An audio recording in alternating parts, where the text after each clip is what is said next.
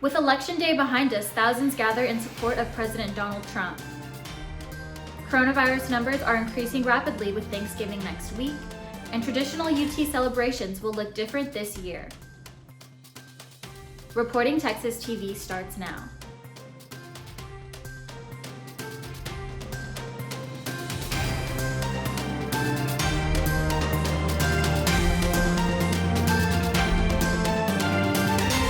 Good evening and welcome to Reporting Texas TV. I'm Stephanie Witt in Austin. Hundreds of Trump supporters gathered in downtown Austin to protest the recent election. The Stop the Steal protest happens Saturday and comes after the Trump campaign continues to question the results of the presidential race, pushing disputed claims of voter fraud. A similar protest took place in Dallas. It's worth it to them to stop for a second and let's audit. Why not? What do we have to lose to audit? And if Biden wins, so be it. The Election Infrastructure Government Coordinating Council Executive Committee put out a statement last Thursday, calling the November 3rd election the most secure in American history. Thousands of Donald Trump supporters gathered in Washington, D.C. for the MAGA March. Protesters assembled to back his claims of voter fraud in the recent election. Trump has refused to concede after the election was called for Joe Biden.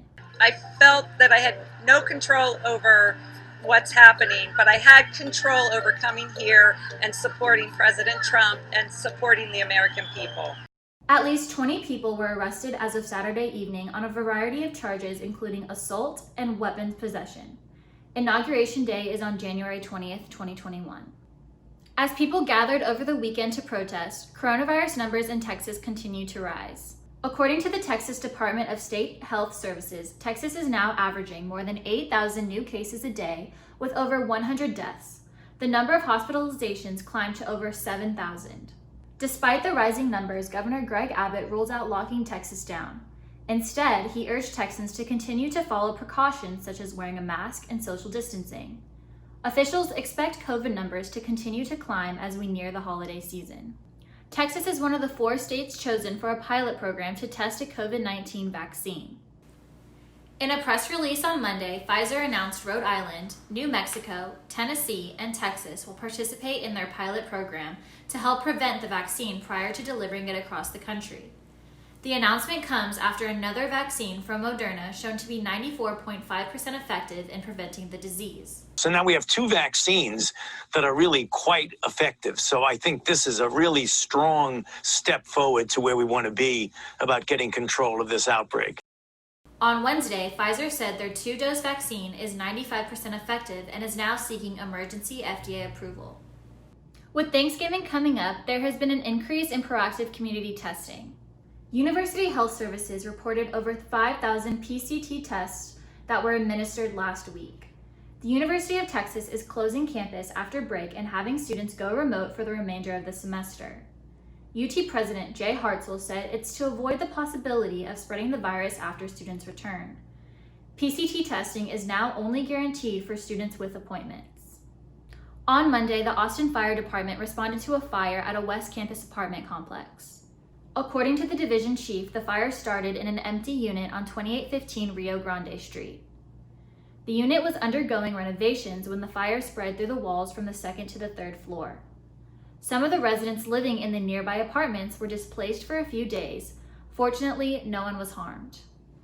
If you are a parent who is looking for additional resources for your kids, there's a new program that can help. The Austin City Council has approved a grant of almost $50,000 for public libraries to expand their resources to low-income students. Bismarck Andino has the story. At the beginning of the school year, Mara Saracito had only 1 computer for her 3 children. My husband and I, we were laid off, so I had to get that assistance from the Austin ISD. Still, online learning hasn't been easy. The kids in class, sometimes they had so much trouble. They had to log in, log off, and log in back again. And sometimes they're not able to get back to class. Mara is not alone. Others have had trouble with sharing spotty Wi-Fi with their siblings. My mom has her office downstairs, so everyone's using the computers and the Wi-Fi. My brothers were using an iPad and a computer. So I had a lot of trouble logging into all my classes. According to Austin ISD, more than half of the students in the district are considered economically disadvantaged. Report cards for the first 9 weeks of school also show that more students are failing at least one class compared to last year.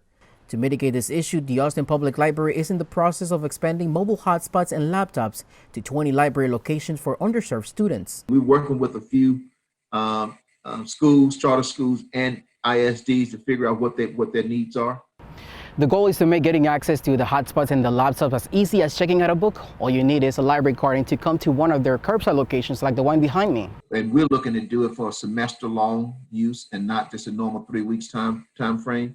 Mara is happy that other families like hers will be able to benefit from additional technology, but learning remotely will still have its struggles. It's been a hassle for me sometimes because I have to jump from one kid to another, and pretty much I don't have a break through the day. Bismarck Andino reporting Texas TV. The library director said the devices will be available for checkout at the end of this month. The University of Texas will not be changing its grading policies to pass-fail like it did in the spring semester. The decision comes after more than 700 students signed a petition requesting university leadership to grant them that option while still counting toward the degree requirements. During a virtual UT Senate town hall meeting, the interim executive vice president and provost, Daniel Jaffe, said the exception was done in the spring because of the abrupt change to online instruction, but that this semester everybody knew in advance what it would be like. UT's annual ring celebration is this Friday. The rings will spend the night in the UT Tower, which is lit burnt orange. The rings are then presented to students and alumni. You must sign up in order to pick up your ring during the celebration. Time slots are first come, first serve, and only 50 recipients can pick up their rings at a time. Face masks are required at the event, and students must show proof that they received campus access on the Protect Texas Together app. As the spring semester nears, UT officials are asking for students' help in planning the May 2021 commencement ceremony. This week, UT seniors were sent a survey about commencement preferences and to state if they had any concerns. Possibilities for commencement included an outdoor ceremony or a scaled-back indoor celebration. Students should expect to hear more about commencement in the following months. The Texas football game for this Saturday against Kansas has been postponed. Injuries and contract tracing due to COVID-19 caused the postponement for the Jayhawks. One position group from Kansas fell below the minimum requirements established by the Big 12. Despite the Horns' 3-game winning streak, head football coach Tom Herman is asked about rumors of losing his job. No, not at all. I'm concerned about our players. I'm concerned about this program. I'm concerned about beating Kansas. I'm concerned about all of our goals still being in front of us. The game is rescheduled for December 12th. The UT volleyball team are the Big 12 champions for the 4th year in a row. After a victory against the West Virginia Mountaineers on Friday, the Longhorns became the 2020 Big 12 champions. This is the 13th Big 12 victory. The All Big 12 awards are slated for this spring. Thank you for tuning in to our last show, and special congratulations to our senior reporter Bismarck Andino, who is graduating next month. Don't forget you can check out reportingtexas.com for the latest news in Austin and around the state. I'm Stephanie Witt, and from us at Reporting Texas TV, good night.